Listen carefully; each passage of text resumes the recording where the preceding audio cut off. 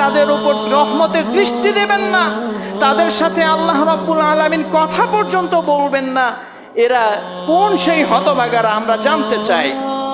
আল্লাহর নবী বললেন আল মুসবিল, এক নম্বরে হলো যে ব্যক্তি যখন লুঙ্গি পরিধান করে কিংবা জামা পরিধান করে, তার জামাটা কিংবা লুঙ্গি কিংবা প্যান্ট টাকনুর নিচে চলে যায়।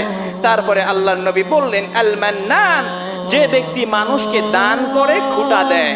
নাম্বার 3 বললেন ওয়াল মুনাফিকু সিলআতাহু বিল হিলফিল কাযিবি আউল ফাজিরি।